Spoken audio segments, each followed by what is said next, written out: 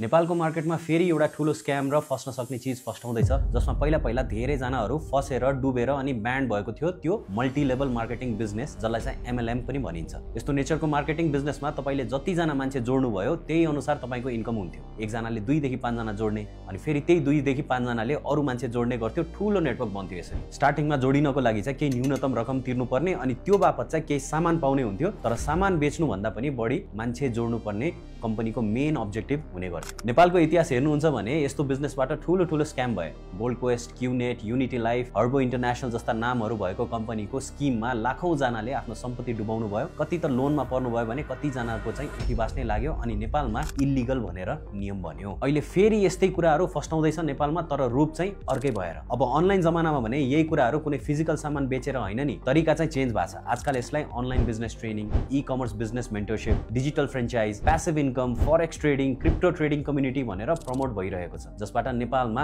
घरमै बसेर मज्जाले डलर कमाउन सक्नुहुन्छ। फोनबाट नै लाख कमाउन सक्नुहुन्छ। अनलाइन बिजनेस हो, एमएलएम होइन है। आजै जोइन गर्नुस्, लाइफ चेन्ज हुन्छ जस्तो शब्द र राम्रो वेबसाइट बनाएर जोइन नौ भनी छ्याप्छ्याप्ती बेच्दैछन्। कतै तपाई पनि यस्तोमा पर्नु भएको छैन नि? सबै बिजनेस स्क्याम हो भन्न खोजेको होइन, कुन हो होइन छुट्याउन चाहिँ सक्नुपर्छ। एमएलएम मोडल आफैमा स्क्याम होइन तर पिरामिड मोडल भने चाहिँ 100% स्क्याम हो। कसरी छुट्याउने त भन्दाखेरि बिजनेस चाहिँ रियल हो भने साच्चीकै प्रोडक्ट हुन्छ, त्यसमा कस्टमर पनि हुन्छ, रिभ्यूहरुमा पनि नेपालीहरुको पनि रिभ्यू हुन्छ। विदेशी नामबाट चाहिँ oh this is great, it's change my life भन्ने मात्र हुँदैन। अनि सामान बेचेर नाफा कमाउँछ त्यस्तो बिजनेसले। र नेपालमा यस्तो बिजनेस अपरेट भइरहेको छ भने लिगल हुनको लागि चाहिँ डिपार्टमेन्ट अफ कमर्सको डाइरेक्ट सेलिङ लाइसेन्स पनि हुनु नै पर्छ। अब स्क्यामहरुमा चाहिँ कस्तो हुन्छ त भन्दाखेरि प्रोडक्ट ठ्याक्कै यही हुँदैन। कुनै अनलाइन कि केही कोर्स हुन्छ, यसो इनिशियल पैसा तिरे बापत तपाईलाई दिइने। तर तपाईले कसरी कमाउन सक्नुहुन्छ त भन्दाखेरि अर्को मान्छेलाई जोडाइसकेपछि मात्र तपाईको इन्कम चाहिँ एक लेभल पुगेपछि अनि आउन थाल्छ। अनि यति टिम बनाएपछि मात्र एउटा यति इन्कम आउँछ। त्यसपछि मान्छे थपिसकेपछि तपाईको इन्कम बढ्दै जान्छ। सो तपाईको अन्डरमा पनि अलग मान्छेहरु चाहिँ बनाउँदै जानु भएपछि बल्ल तपाईको पेमेन्ट धेरै बढ्दै जान्छ। सो यस्तो खालको चाहिँ पिरामिड स्किम भनिन्छ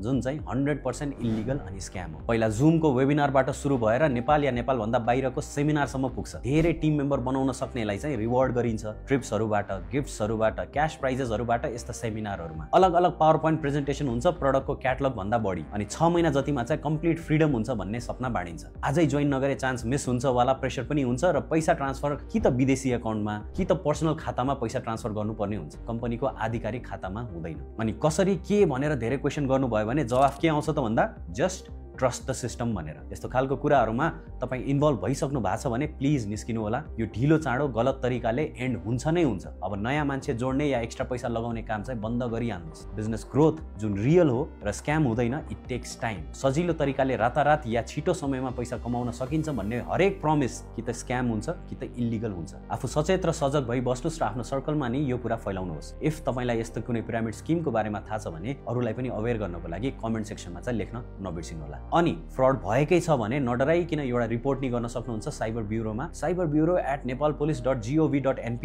or CIB मा नि गएर तपाईले आफ्नो केस चाहिँ रेजिस्टर गर्न सक्नुहुन्छ।